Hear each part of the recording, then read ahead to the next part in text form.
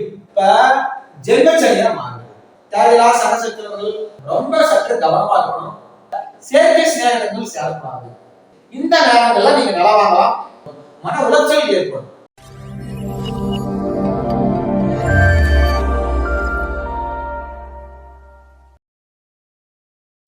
திவ்ய ஒளி சேனல் நேயர் அனைவருக்கும் சங்ககிரி ஸ்ரீ அம்மன் ஜோதிட நிலையம் ஆர்.எஸ். செந்தில்குமார் என்னுடைய அன்பான வணக்கத்தை தெரிவித்துக் கொள்கிறோம். தற்பொழுது இந்த காணொலியில் நாம் காண இருப்பது சனிப்பெயர்ச்சியும் பலாபலன்கள். இந்த சனிப்பெயர்ச்சிங்கிறது எந்த வருடம், எந்த மாதம், எந்த தேதி பயிற்சி ஆகிறது அப்படின்னா, நிகழும் தமிழ் மங்களகரமான குரோதி வருஷம் பங்குனி மாதம் 15ஆம் தேதி 29/3/2025 அன்று சனிக்கிழமை அன்னைக்குங்க கும்பராசியிலிருந்து மீனராசிக்கு சனி பகவான் பயிற்சி அடைகிறார். இந்த சனி பகவானுடைய மகா பிரார்த்தனை காயத்ரி மந்திரம், அது நான் சொல்லிக்கிறேன். ஓம் காகத்வஜாய வித்மகே கட்கஹஸ்தாய தீமகி தன்னோ மந்த பிரசோதயா.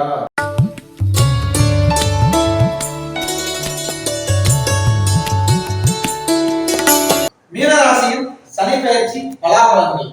இந்த மீனராசிக்காரங்க என்ன நட்சத்திரங்கள் அப்படின்னா, கோரட்டாதி, உத்திரட்டாதி, ரேவதி, இது மூணுமே மீனராசியுடைய நட்சத்திரங்கள்.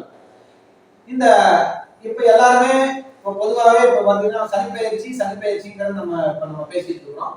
இந்த சனி பகவான் எங்க இருந்து எங்க போகுது அப்படின்னு பார்த்தோம்னா, கும்பராசியிலிருந்து சனி பகவான் தன்னுடைய உங்களுடைய மீனராசிக்கு இப்ப சனி பகவான் பயிற்சி இருக்கிறார்.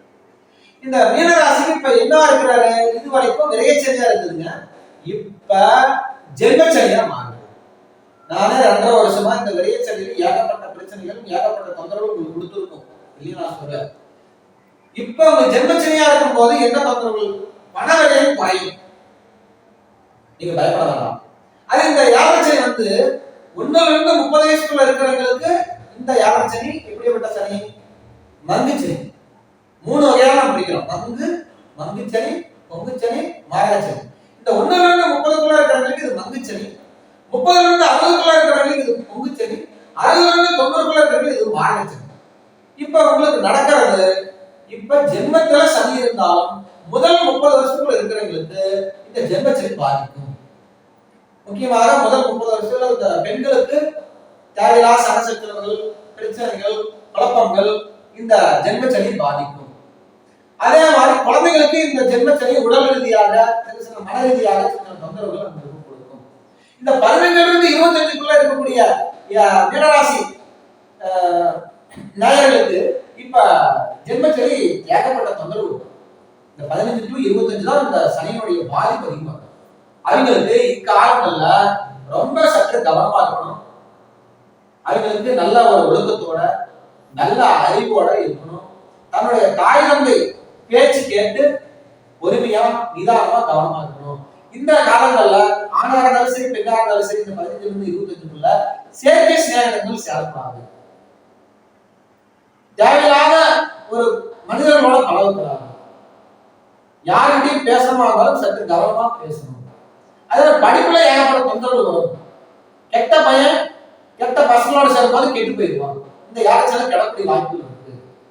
அதே மாதிரி பெண் குழந்தைகளும் கொஞ்சம் சற்று கவனமா நம்ம இந்த யாகச்சனையில நம்ம பார்த்துக்கணும். அதே மாதிரி 30லிருந்து 60க்குள்ள இருக்கக்கூடிய ஒரு மனிதர்கள் நம்ம சொல்ல வேண்டியதுன்னா, உங்களுக்கு நடக்கிறது இது ஜென்மச்சனி, பொங்குச்சனியே ஜென்மச்சனி.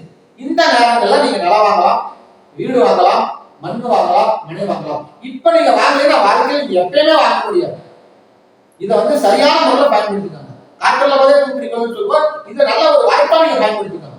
பயன்படுத்தினா உங்களுக்கு எல்லா வகையிலையும் நல்ல ஒரு நன்மை, ஒரு முன்னேற்றம், நல்ல ஒரு யோக பலன்கள் எல்லாமே உங்களுக்கு சிறப்பா இருக்கும்.